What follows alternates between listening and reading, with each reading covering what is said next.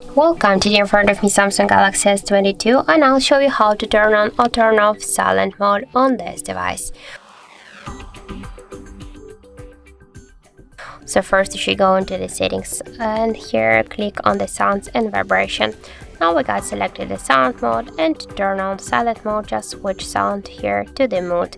And by this way we can turn on silent mode on our Samsung Galaxy. Just to turn off silent mode, switch it to the sound mode and that's it. As can you see, that's really simple.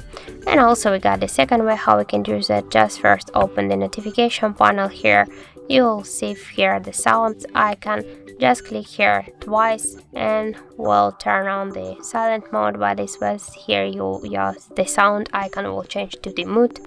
And now just to activate and to turn off the silent mode, to activate the sound mode, click here once again on this icon and that's it. So that's how it looks. Thank you for watching, and if you find this video helpful, don't forget to leave a like, comment and to subscribe our channel.